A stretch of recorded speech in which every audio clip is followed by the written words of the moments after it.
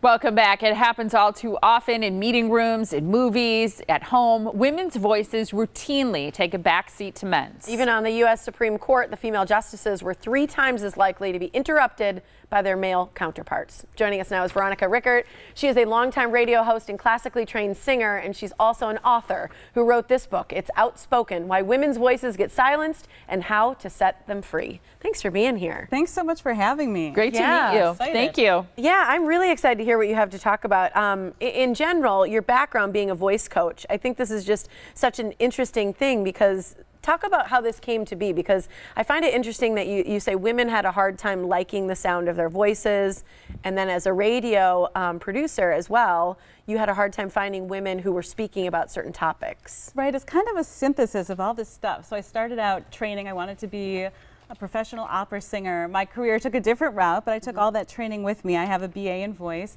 and then I went into radio, where I discovered as a talk show host that women seemed more reluctant to come on. Even when they were the expert about the thing we were talking about, they would kind of need some encouragement, or there just weren't women in the field. They were dominated by men in things like business, economics, political science. And so there was this gap that I wanted to help fill. And so I started a coaching business. And the first question I would ask women is, how many of you love your voice? Yeah. And no one ever raised their hand. Do men raise their hand? Have you tried that in the reverse? I have tried it with men, and men are much more likely to raise their hand. Yep. Sometimes they'll say, well, maybe I don't love it, but I like it and it serves me well. But the women are just kind of, Well, you know, this is a fascinating topic, and we've chatted about this before on the show, but it's women compared to men as they seek jobs, especially promotions.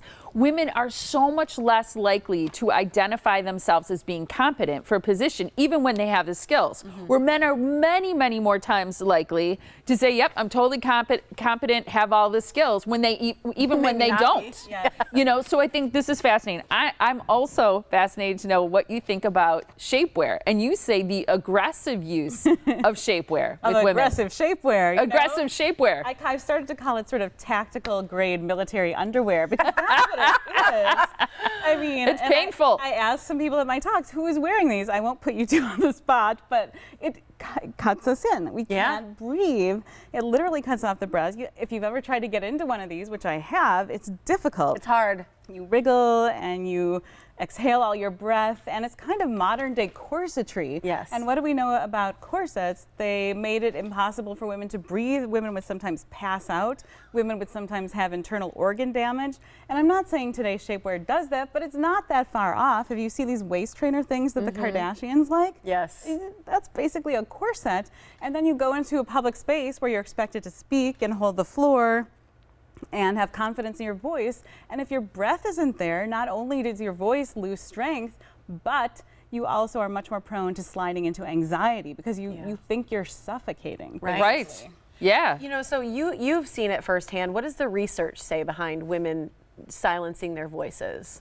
Well, so it's interesting. Women sometimes silence their own voices because those are the cues they get from society that women's voices don't matter. And so they kind of go, okay, well, I'm going to sit back then. If my voice isn't valued, I'm simply not going to speak.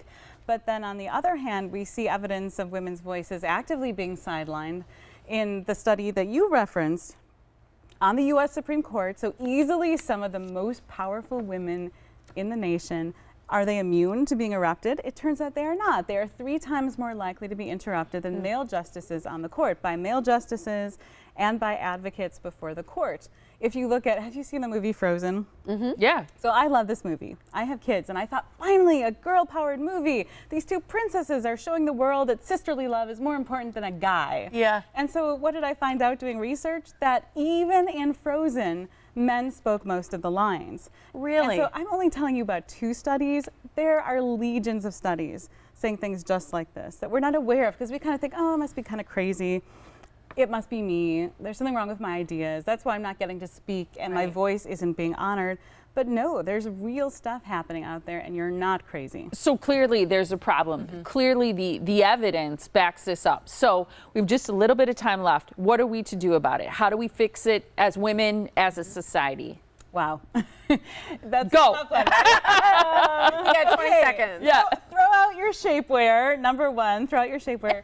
At least when you're talking in public spaces, give your body the So you room it can needs to breathe. breathe. Take up space. So I call this the kind of lady pretzel where we kind of do this thing and we cross Yeah. our legs and we cross our arms. And this is a default for every. Oh almost yeah, every because woman. I've men looked. very often will be like, Right, you've heard the word man spreading, right? yeah, oh yeah, Spreading. right?